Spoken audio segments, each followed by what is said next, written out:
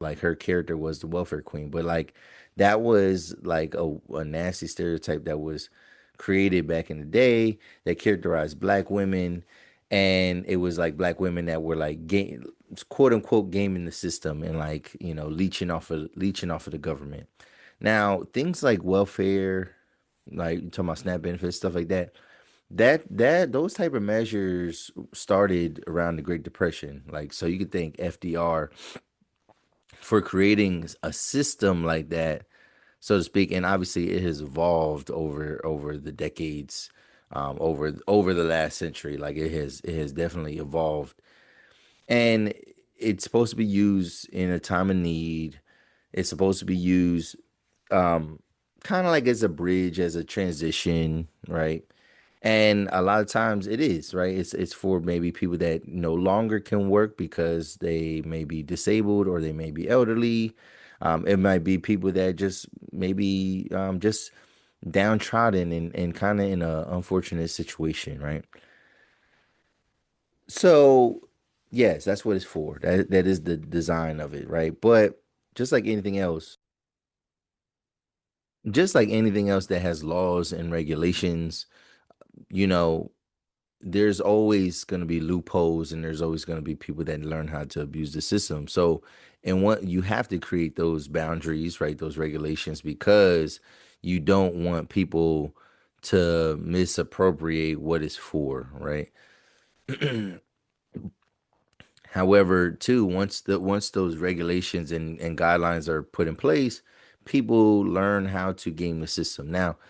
Now, I think there is a misconception that one, people that are on welfare, everybody that's on welfare is unemployed or they are lazy.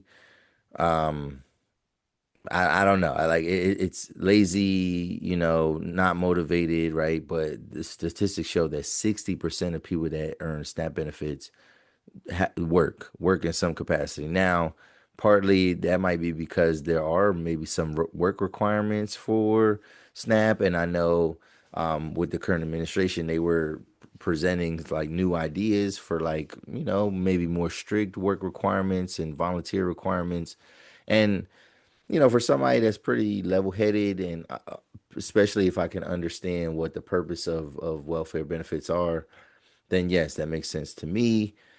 I know there's some people that will maybe live in more of a victim mentality and they might say like, "Oh, that's not fair." And I would say like no, cuz for the design of it, it is supposed to be temporary.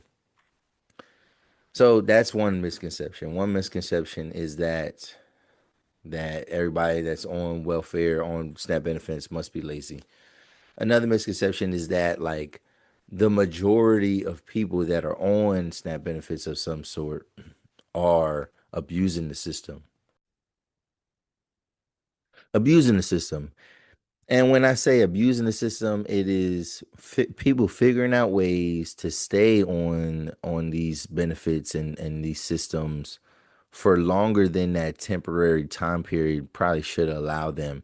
Or they might go in and out of the system, when it comes to employment. Like they might be employed for a little bit, but then get unemployed right at the very right time, so their benefits don't get disrupted.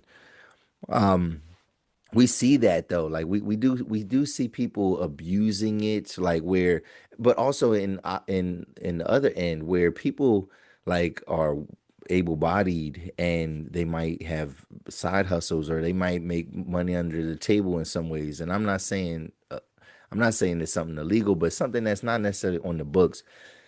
They might have a cash business, right? So then they don't have any like reported income.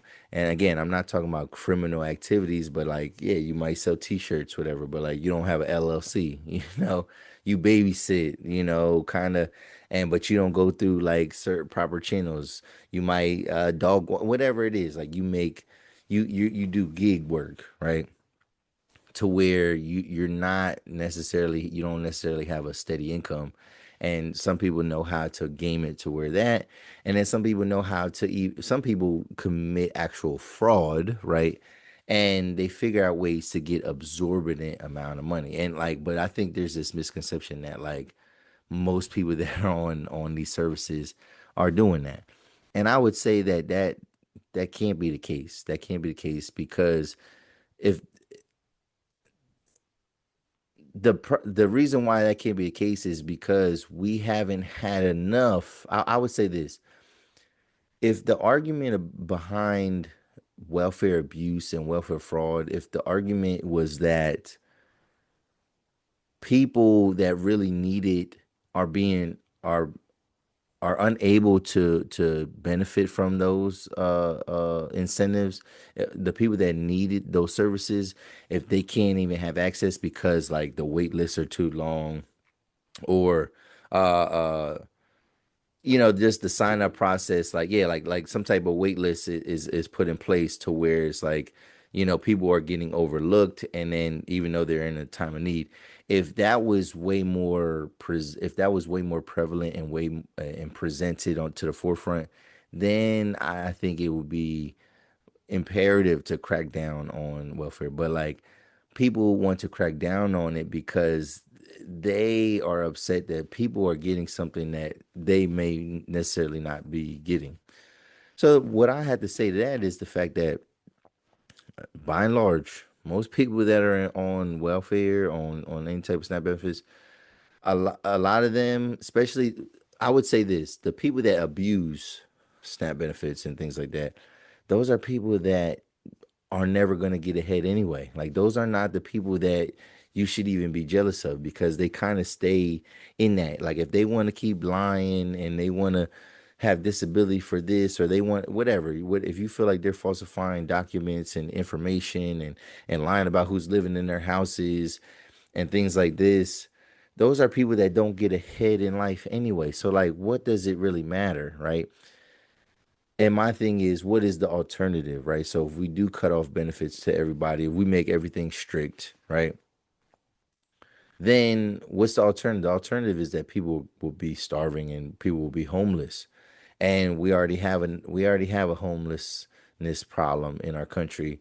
And so doing something like getting rid of SNAP benefits would be on the path to making those situations worse, right? There's not enough affordable housing. So yeah, if people are abusing housing and probably shouldn't be living in places that should go to more fortunate families. If that was more widespread about people being denied access, then I would be all for some like type of hardcore crackdown of it. The thing is, with SNAP benefits being halted, that wasn't even necessarily what was supposed to be happening. This is just a result of other politics, right? This is a result of like the shutdown wasn't caused because of this, but this is a result of the shutdown, so to speak, right? So I just think that like, people, I don't know, man, they go out of their way to like to want to get rid of stuff for the bad apples, as opposed to let's figure out how to protect the good apples, you know. Let's figure out how to just service the people that are doing good, even if it means that some people are going to be doing bad in the process. Like, but like, let's not do some like overarching blanket cancellation of something that is going to hurt people. And the fact that, I said 60% of people who are on benefits, SAP benefits, they work. So what that tells you is that people are working for companies and working in industries where they don't stand to make that much money. They're working in industries and working for companies that don't pay them a livable wage. So that's why they have to be on these type of benefits. I seen an interesting quote. I'm gonna read it because I had a video or two I could have shared about this, but I thought this was telling, right? So it was Michael Che. He said this country is built on greedy mofos taking shortcuts and gaming the system to their benefit. But for some reason, when poor people find a way to turn a nickel into a dime, they're judged more severely, especially black people, right? So yeah, I would have to agree with that sentiment wholeheartedly. I would definitely have to agree with that sentiment wholeheartedly, because we worry so much